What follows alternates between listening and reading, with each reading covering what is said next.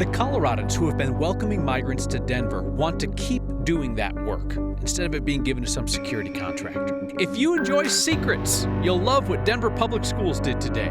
If you enjoy parks, just know you're being tracked. And I understand. I definitely understand the creepiness here. And if you enjoy a great story that probably isn't true, well then let me tell you about the all-time hottest day in Colorado that almost certainly didn't happen.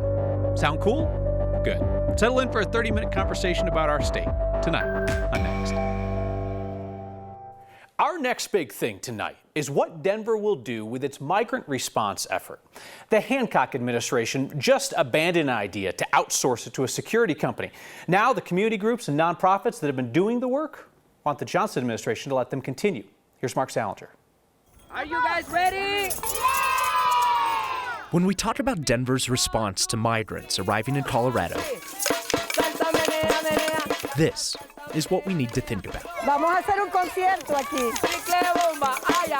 This park is far from the intake center or shelters set up for the migrants. Yet the summer camp for children who arrived here from the southern border is a crucial part of the community's response. So we can do activities with them, we can prepare them for school, but also the parents can get jobs and get their apartments. Exacto. Yoli Casas runs Vive Wellness. For months, her organization has helped thousands of migrants. Today, she feels something she's never felt. Absolutely. More optimistic today than ever. Absolutely. This morning, she met with city leaders and other community groups to talk about what Denver's migrant response should look like moving forward. She says the nonprofits told the city they can handle it if they get more funding. Let us do it. We love doing this. We can do it. We know who needs what. Denver just scrapped a $40 million plan to outsource its entire migrant response to a massive East Coast security company.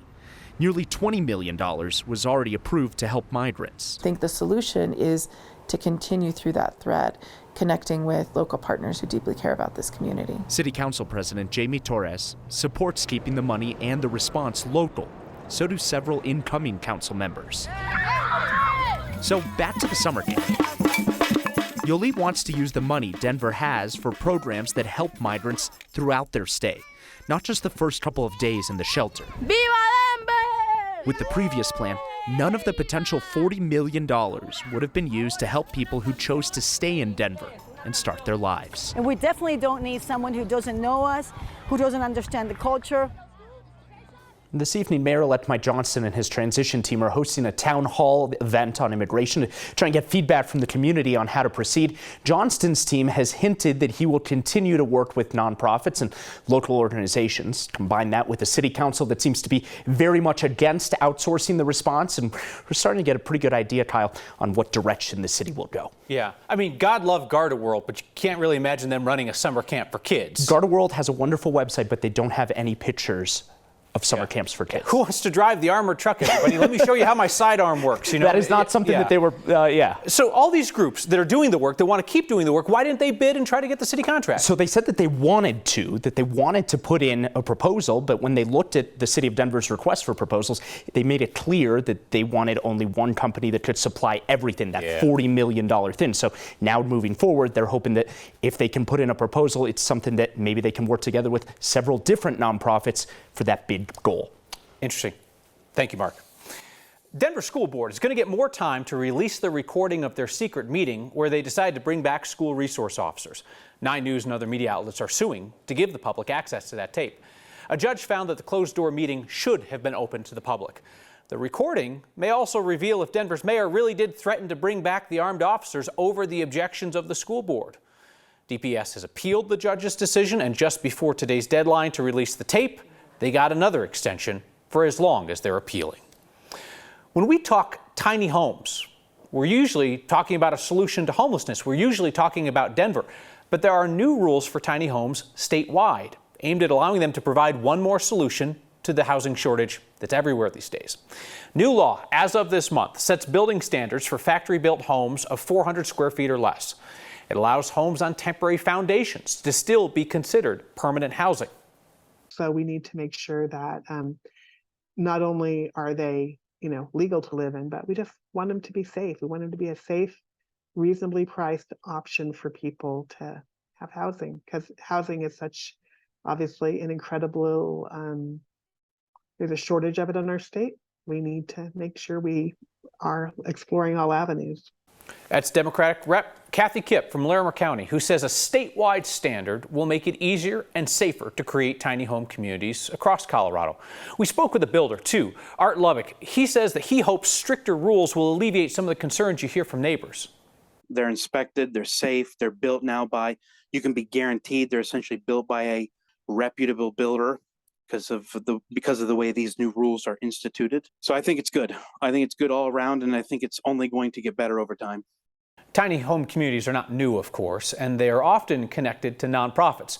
In the interest of full disclosure, both of us, Next Viewers, have supported Word of Thanks microgiving campaigns for a couple of tiny home projects, the Colorado Village Collaborative in Denver and Longmont's Veterans Community Project, Tiny Home Village. The line to sue Xcel Energy over the Marshall fire just got a lot longer today. More than 150 insurance companies are now blaming Xcel for the losses they had to pay out to fire victims. The official investigation blamed both a sparking Xcel line and a long smoldering fire on the 12 Tribes religious group for that religious group's property. Blamed those two sources for the fire in December of 2021. Xcel is getting sued left and right. The religious group is not. We asked our legal analyst, Scott Robinson, why. Xcel as a public utility represents a deep pocket. And that's part of the reason that we see a flurry of lawsuits now being filed. Xcel almost undoubtedly has significant insurance coverage themselves. But ultimately, it would be the people that use the services provided by Xcel who will pay any judgment. And when we talk about the potential damages, they're enormous. The most costly in Colorado history from wildfire, more than $2 billion worth of damage in Boulder County. Xcel and 12 Tribes are not facing any criminal charges. This latest lawsuit against Xcel says the utility is civilly liable because it did not maintain its equipment properly. Lawsuit calls the fire the, quote, inescapable and of unavoidable consequence. Speaking of Xcel, tonight's next question comes from Sean in Thornton, who wants to know why utility crews can just come on your property without warning. When I came home yesterday, my side gate was wide open. So I walked back there and there was a contractor back there just doing his thing. What legal rights or what legal documentation is provided that allows all the subcontractors to enter properties? That is a very good question, Sean. Here's the deal. Contractors with Xcel, Comcast, other utilities only have to give you a heads up if they're coming on your property in certain circumstances. If you have existing utility infrastructure on your property, like power lines, you're likely already in an agreement, a utility easement with the company. Colorado law allows them to access their equipment on your property without notifying you. They just have to give regulators a heads up if they're planning to dig. Denver Parks and Rec appreciates your feedback. Yes, yours. You don't recall giving them feedback. Well, they didn't exactly ask for it. They just took it from your phone. Marshall Zellinger, that's creepy stuff. How are they using this information? Well, every time you take out your phone, like at a park, Kyle, it's providing information that companies buy, that places like the city of Denver use for some really important things, like where should the honey buckets go? First of all, you don't give a second thought about these until you need one. And number two, wait until you hear how Denver Parks and Rec figures out how many porta potties are needed in each city park. And I definitely understand this. The creepiness here. Colton Roloff is a data guru for Denver Parks and Rec, using these charts and graphs to determine what parks need what resources. Parks don't have a gate, right? We have no entrance, we have no door. So wait, how does the city know that Red Rocks is its busiest park with 2 million visitors last year? How does it know that Wash Park with 869,000 last year is the second busiest regional park behind City Park? And how does it know that Barnum Park is the busiest community park with 285,000 people last year? You don't pay for a free app. They sell your information to make money. The city uses a company called Placer AI to get de-identified cell phone data.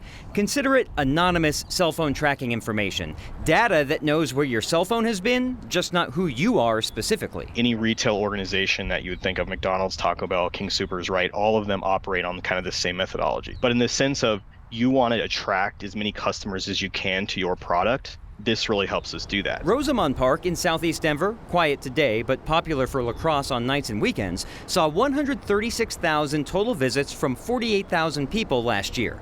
The data even shows where the people visiting the park live. 2% of the visits came from the Evergreen zip code. And when you add up all the people and where they're coming from, you can figure out where they need to go. We say one portalet for every 1,500 visits for that max day. Using the cell phone data, the city figured out for each park the number of visitors on the busiest days to help them determine how many porta potties need to be at that park and how many can be moved from one park and dumped in another. We were able to take units that weren't being used to their capacity from places like Wash Park and spread them out right across the city to places where they were needed.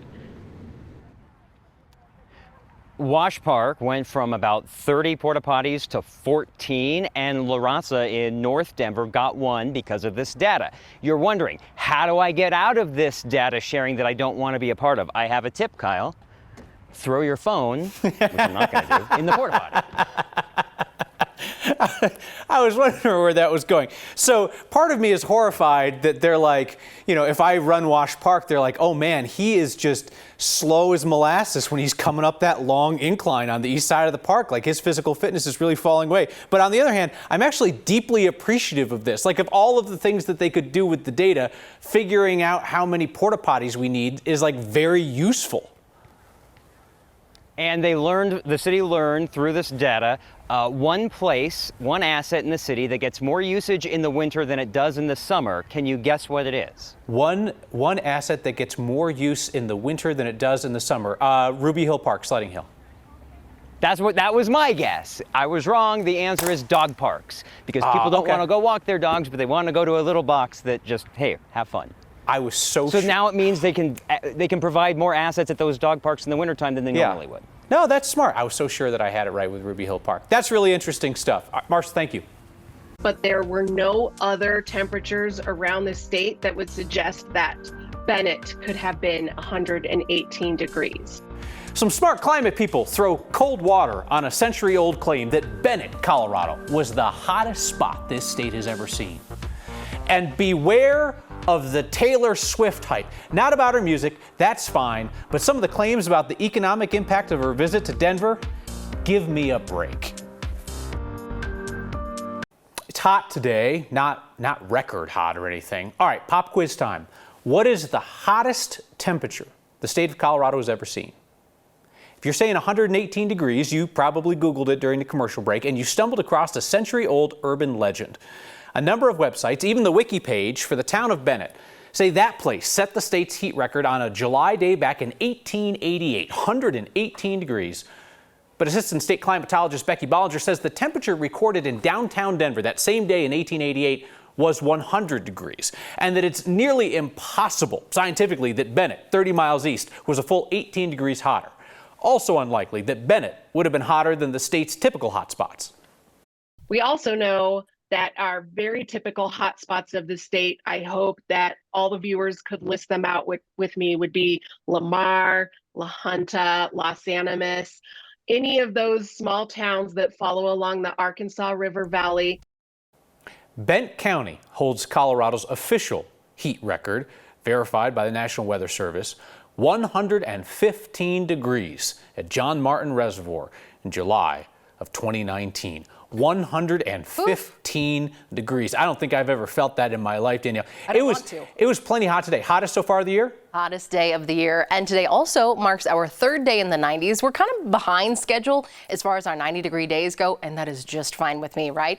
93 officially out at DIA. However, downtown Denver, a couple of degrees warmer for sure. Mid to upper 90s up there in northern Colorado. Lamar, Springfield, 94, 101 in Pueblo this afternoon. Triple-digit heat around Grand Junction with 80s and even some 90s up in the mountains. The view's pretty nice. A little bit of blue sky, a couple of high-level clouds out there. It's been dry here in Denver, but I have been tracking a few isolated rain showers across far south central Colorado. This ridge of high pressure only continues to strengthen over the course of the next couple of days. So that means the heat is on. Buckle up. We're going to be in for really another couple of days of 90+ degree heat. Tomorrow, it doesn't look like Denver or the Eastern Plains will see any kind of wild weather. Thank goodness. However, if you're up in the mountains, you might just find a couple of isolated showers around rumble of thunder. Nothing severe, just general thunderstorms.